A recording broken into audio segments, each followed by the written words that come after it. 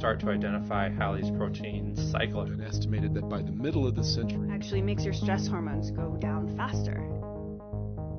Welcome to Brainwaves, a new podcast exploring big ideas, produced at the University of Colorado Boulder.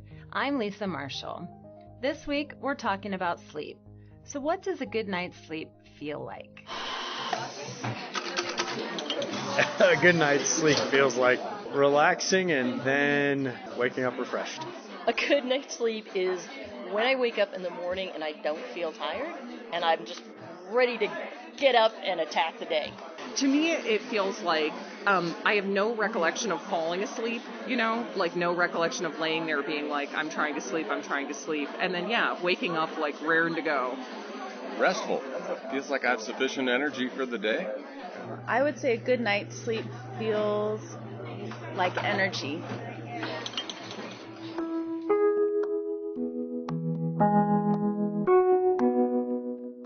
That's Michael Busey, Cheryl McCutcheon, Corinne McKay, Scott Leroy, and Becky Bryce at Cafe Soleil in Boulder.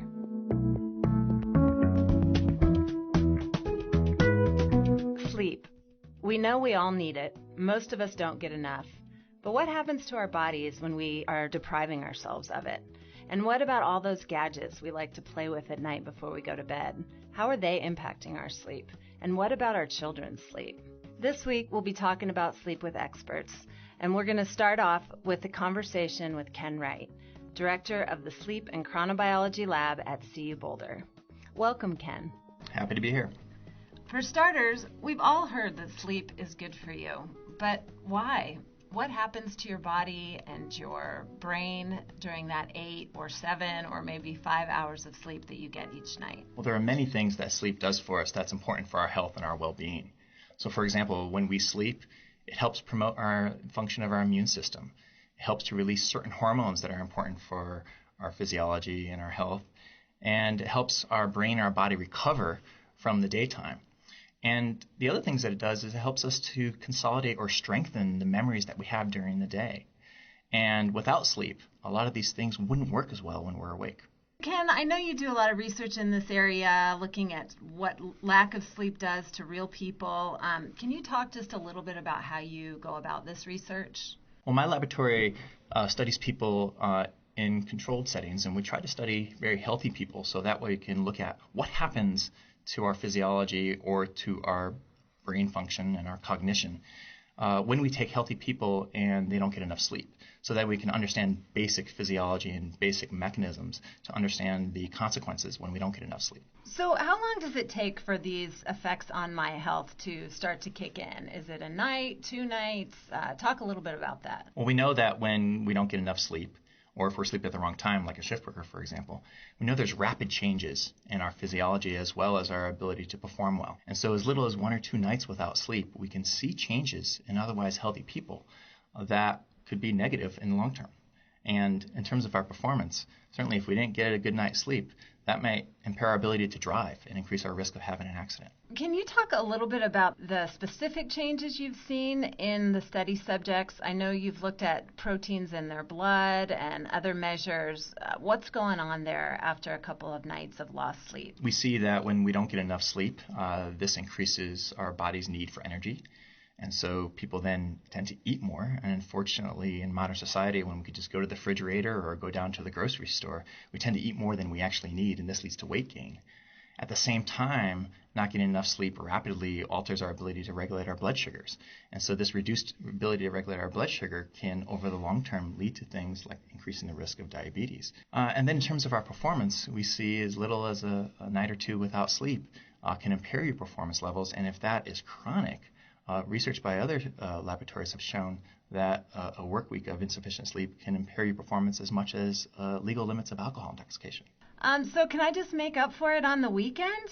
I know you just did a study looking at this. Can I fix everything by sleeping in on the weekend? Well, we went into the study hoping to find that weekend recovery sleep does return us back to baseline, if you will. And when we looked at this question, we found that, unfortunately, although weekend recovery sleep helped us to reduce our food intake during the daytime, and especially after dinner snacks, we found that when people went back right to the work week again, that their body's ability to regulate their blood sugar levels wasn't improved. Matter of fact, in their muscles and their liver, it was actually worse. If you can't make up for it on the weekend, what are some of the things that you can do to improve your sleep or to reset your clock if you've lost sleep? So if we're going to have a bad night of sleep, because we've got to stay up for a deadline or we're out being social, and if we're sleepy that next day, we have to recognize that we might be at risk, and maybe we shouldn't be driving. Maybe we should be taking public transportation, or someone else should be driving, for example.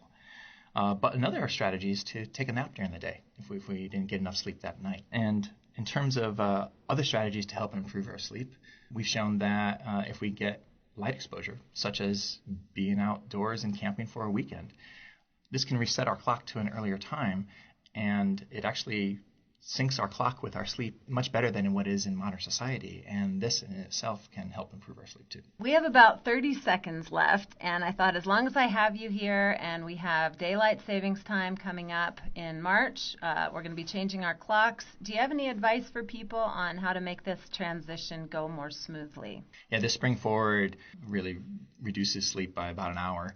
And what we can do is, instead of waiting till that Sunday morning to have this clock change, we can start to prepare for this beforehand. So go to bed half an hour earlier on Friday and Saturday night and wake up half an hour earlier each of those mornings.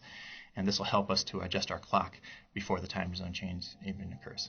Thanks so much, Ken. It was a pleasure having you here. Thanks for having me. You would think that a favorite TV show or even an intriguing movie before bedtime would be a good recipe for relaxation and sleep. But that's not the case, especially for young children. Brainwave's Andres Belton takes a closer look.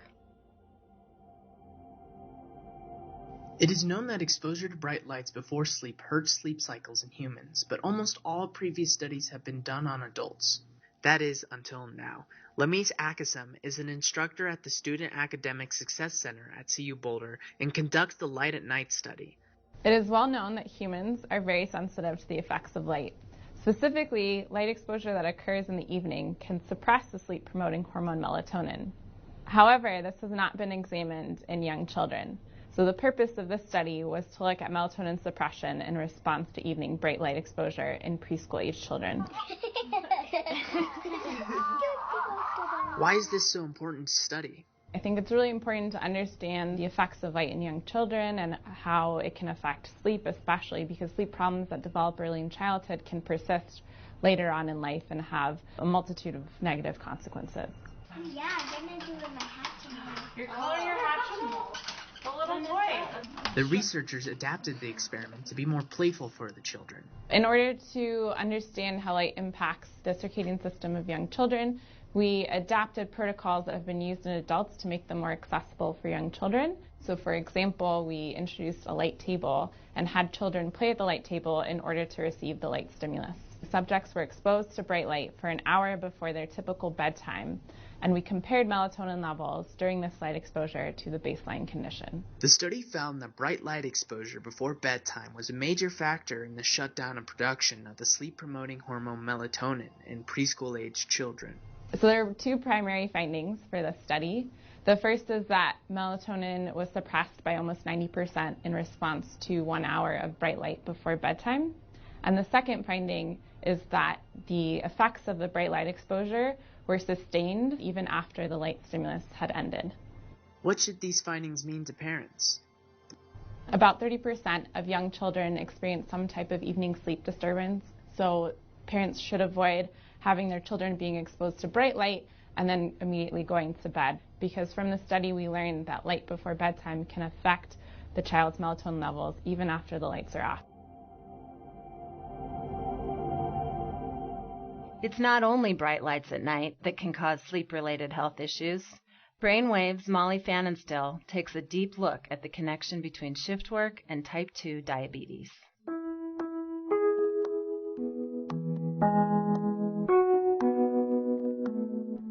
Did you know there's a link between the shifts you work and type 2 diabetes? University of Colorado Boulder researcher Celine Vetter, along with investigators at Brigham and Women's Hospital in Boston, discovered this connection in a study. We observed that more frequent night shift work exposure was associated with a higher likelihood of having type 2 diabetes. And we saw that neither current or past shift work exposure in this cross-sectional study modified the genetic type 2 diabetes risk, which suggests that there are similar effects of night shift work regardless of an individual's predisposition to type 2 diabetes. For the study, researchers examined data from 270,000 people. 70,000 people provided in-depth lifetime employment information. 44,000 of those individuals had genetic data available, and 7,000 people had type 2 diabetes. This is also one of the first studies that investigates the interaction between shift work and the vulnerability of an individual to type 2 diabetes. The research team found that compared with day workers, all shift workers were more likely to have type 2 diabetes, with the exception of permanent night shift workers. People who rotated shifts and worked irregular schedules were 44% more likely to have type 2 diabetes. Better has some advice for people who can't change their work schedules to avoid working irregular shifts. For those who can't change their work schedule, which is often hard, it's even more important to prioritize health behaviors such as good sleep. Make sure you don't gain too much weight, that you get physical activity, and that you eat a good diet.